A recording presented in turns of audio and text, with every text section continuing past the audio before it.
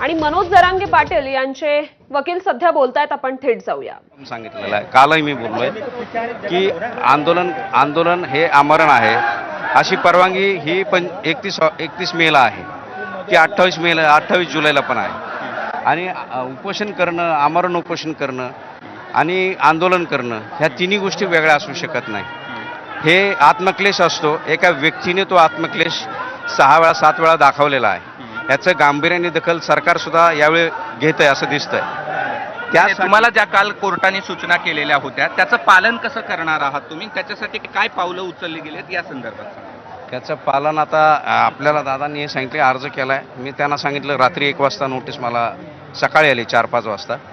ती सांगण्यासाठी मी आलो की काय नोटीस आहे नेमकी आणि त्यांचं असं म्हणणं आहे की भंग झाला आहे आणि त्या नियमावलीत आमरण उपोषण किंवा तुमचा अर्ज ग्राह्य धरण्यात येत नाही. तो 1 तारखेनंतर किंवा 30 तारखेनंतर तो नव्हता. तर तो आपला सुट्टी असल्यामुळे तो नियमावलीत बसतो की नाही बसतो हा चिकित्सेचा भाग आहे. तो न्यायालयीन प्रक्रियेचा भाग आहे. कुठल्या अटीचा भंग झाला असेल? किंवा वेळेचं बंधन असेल किंवा तुमचं आंदोलन आमरण उपोषणाचं असेल, तो त्या संज्ञेमध्ये नाही आहे.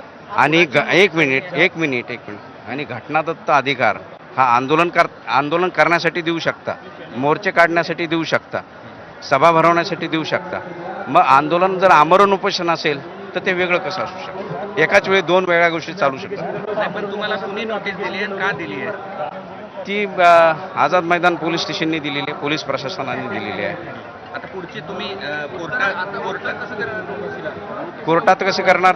तुम्ही जे मांडू ते तुम्ही ऐकणारच आहात. नाही, असं आहे की काय काय पालन केलेलं आहे, त्रुटींच्या काय सूचना केलेल्या आहेत ज्या ह्या आहेत? नाही, ते कालच्या आपण सूचना पाळल्या. तुम्ही बघितलं रोडवर बऱ्याचशा गाड्या खाली झालेल्या आहेत.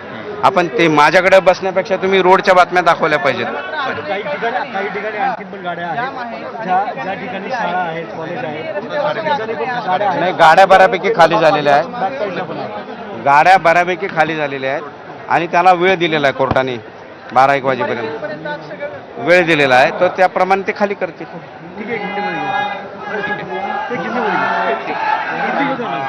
पाहतोय की हे ॲडव्होकेट गायकवाड आहेत, हे जरांगे पाटील यांचे वकील आहेत. आझाद मैदान पोलिसांनी त्यांना नोटीस दिलेली आहे. कुठल्याही अटी ज्या घालून दिलेल्या होत्या परवानगीसाठी त्या अटीचं पालन केलं गेलेलं नाही आणि त्यामुळे ही नोटीस या ठिकाणी देण्यात आल्याचं आझाद मैदान पोलिसांनी सांगितलं आहे. तसं वकिलांनी त्याला देखील पुष्टी दिलेली आहे आणि आता कोर्टात नेमकी या सगळ्या संदर्भात काय सुनावणी होती हे पाहणं देखील महत्त्वाचं असणार आहे. कॅमेरामन धनंजय दारुंटेसह मी कृष्णा केंडे, एबीपी माझा, मुंबई. सध्या आपले प्रतिनिधी कृष्णा केंडे आपल्या सोबत आहेत आणि ते या संदर्भातली अधिक माहिती देत आहेत आपल्याला. कृष्णा, आपण बघतोय गायकवाड यांनी मान्य केलेलं आहे, त्यांना रात्री 1 वाजता नोटीस आलेली आहे. त्या चर्चेत, पोलिसांसंदर्भातल्या चर्चेत आणि नेमकं काय घडलं?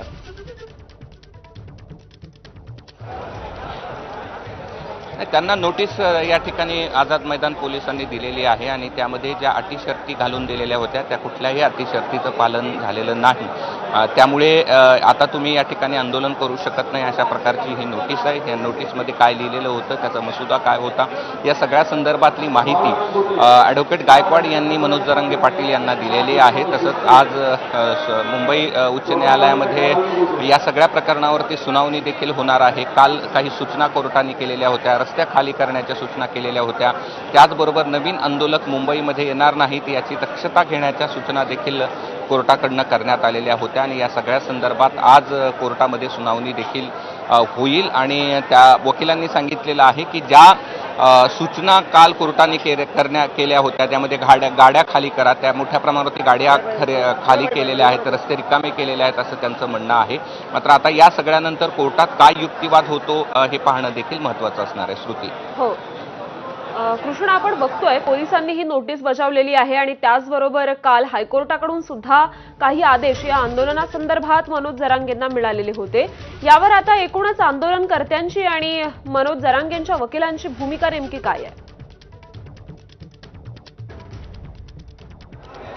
त्यांची भूमिका हीच आहे की या सगळ्या संदर्भात त्या माहिती मनोज जरांगे पाटील यांना दिलेली आहे. या पुढे काय निर्णय घ्यायचा याचा सर्वाधिकार जरांगे पाटील यांनाच या ठिकाणी आहे.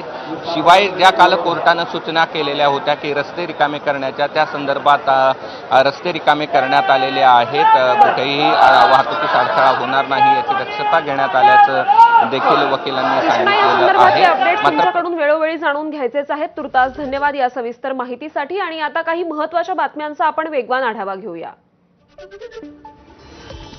मुंबई पोलिसांची मनोज जरांगेंना आझाद मैदान खाली करण्याबाबत नोटीस. न्यायालयाच्या निर्देशानंतर नियमांचं उल्लंघन केल्याप्रकरणी ही नोटीस. लवकरात लवकर आझाद